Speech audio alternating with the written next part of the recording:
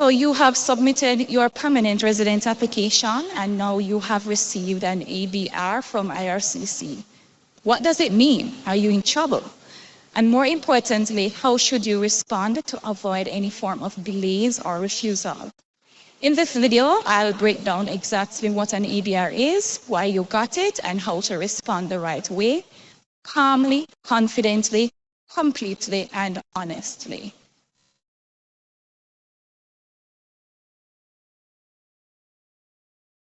So what is an ADR? ADR stands for Additional Document Request. It simply means that the immigration officer reviewing your application needs extra documents or clarification before making a final decision. It's not to be confused with a rejection, it's not.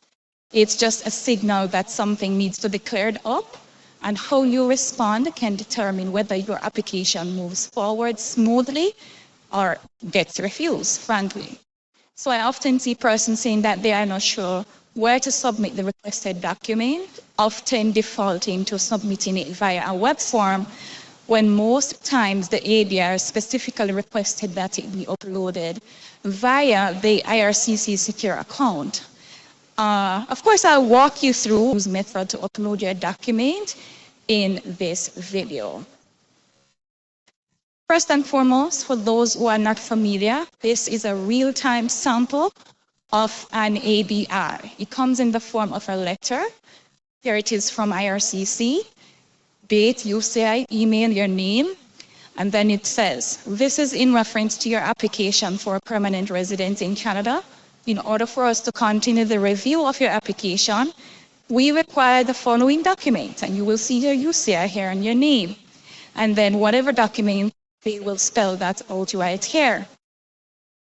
Now, it's important for you to read carefully the requested information and pay attention to deadlines and dates. For example, here it says, please upload and submit these documents to your IRCC secure account by, and the deadline date is given here. Please note the above information or documents must be received within 7 days from the date of this correspondence. If this deadline is not met, your application will be assessed based on the information that was provided with your application, and your application could be rejected for being incomplete. That's directly from IRCC. Failure to respond to this request may result in the rejection of your application. No other reminder will be sent to you. If the documents are not already in English or French, all documents must be accompanied by English or French translations by certified translators. So again, you must read the request carefully, break down exactly what is being requested, look for specific names, dates, document types, or reference numbers. Pay attention to the deadline. Usually, it might be 7 days. In most cases for ADRs, it's 7 days, 15 days, or even 30 days. Do not panic. Take a deep breath. Read it line by line. Now, there are different types of ADRs, and all these reasons listed here can be one of the reasons, or even depending on each situation, it can be for other reasons. These are just some of the popular reasons that you may have received an ADR. So it can be for employment verification, proof of relationship, clarification of time gaps in your personal history, updated forms or signatures, police certificates, proof of fund, explanation letters, details of police or military service, declaration from non-accompanying parent, guardians for minors, etc. So pay attention. This type of document request usually tells you which part of your application is being questioned or verified. Make sure to match the request with the right documents. Use official documents. If it's for job letters, you want to make sure it's on official letterhead. If it's notarized forms, make sure that you are not sending a copy of a notarized document, all of that. Be sure that all supporting evidence is dated, signed, and clear to understand, including a cover letter is helpful, especially if you have a complex situation and you want to clarify or you want to explain something. So let's go into it. And these are some of the things that we have just gone through. submit before the deadline, because missing the deadline may lead to a refusal without further notice, and that was established in the letter. If you need to include a letter of explanation, go ahead and do so. Explain any discrepancies, example, your job titles, name changes, employment gaps. Be honest, be concise. There's no need for long stories. Just get to the facts, get to the point, and clarify what you want to get clarified. Now, you have to combine, if you have multiple documents, you have to combine and label your documents properly. IRCC likes clarity, so label your documents clearly. For example, ADR-employment letter. Combine multiple pages into one PDF per request item. Avoid blurry scans or unreadable images. On the channel, I've shown a video using a particular software that I use to merge documents. You can check that out as well. Now, how do you submit your ADR? For example, on this sample ADR that I've shown you, IRCC specifically instructed that the upload be done via the IRCC Secure Account Portal. So I've seen a question where persons in other forums, they got this instruction, they did not know exactly where to go for the upload. So I will show you exactly how to do that in a moment. But first and foremost, respect the deadline. If you miss the deadline without explanation, that could lead to a refusal. If you cannot meet it, send a web form requesting an extension with a reason. And you don't want to wait until the last minute, because you have to also bear in mind the time zone difference. IRCC is very explicit in the ADR, so you need to respect the deadline that they have given. Do not ignore or delay. Don't send unrelated or excessive documents. Don't get emotional or defensive in your explanation. Keep it factual, organized, and respectful. So let's get to it. So once you have signed in to your IRCC account portal, this is something similar that you would see. Go ahead and look for your online application that you have submitted for PR. You will see the details, the date that you have submitted it, your name, and your application number.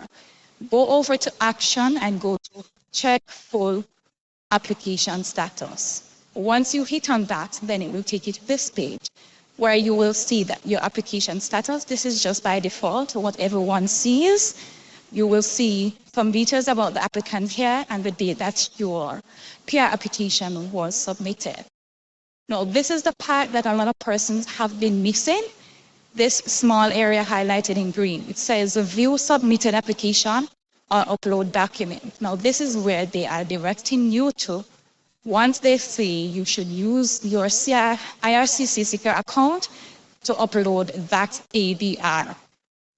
This is exactly where you would go, View Submitted Application or Upload Document. And once you go there and you scroll down the list of documents that you have submitted, you will see that they have created a slot. So a new slot was created, an upload slot was created for you to upload this new document request. Once you upload your document, you will see replacement received and the uploaded file name. So whatever you named your file, it will be right there. But you will see replacement here for the open slot that IRCC had created, and that's where you should upload. Once they specifically say you should use your secure account. If they didn't say to upload it via web form, use your secure account, this is exactly where they are pointing to. And again, once you sign into your IRCC secure account, you will find that particular PR application, check the full application status, and then you go to View Submitted Application or Upload Document, and then you will see the slot that they have created. Now, it's important to read this information here. Now, you can only provide new versions of previously submitted documents if IRCC requests it.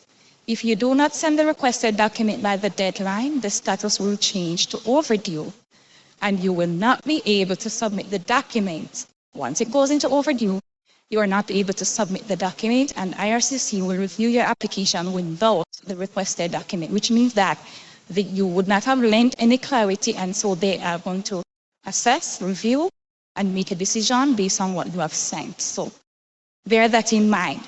After attaching your document, choose the next button and follow the instructions to submit. So this is where you go. Once you've uploaded, you will see replacement received, the name of the file here. So what happens after you submit an ADR? So your application will return to processing. After moving forward or shortly after, you won't always receive any confirmation unless you are tracking your application using the immigration tracker, which is different from the IRCC secure account. So you can always register for that. I can cover that in another video. So be patient and keep checking your application for updates. An ADR is a normal part of the PR process. It's your chance to clarify and strengthen your application. Take it seriously, don't stress. Many applicants do get ADRs and they are still approved.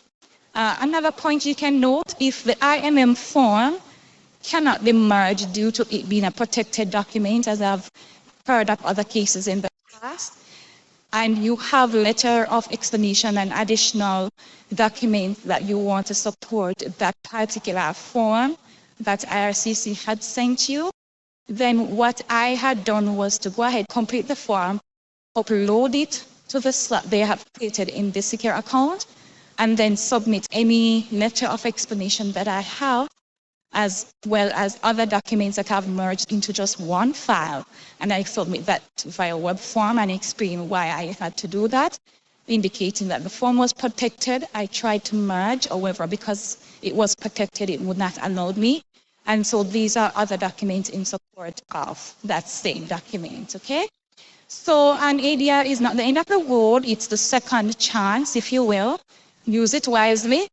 If you're unsure, get help from someone who knows, and this video I hope will help you, because responding properly could be what turns your application into a success story.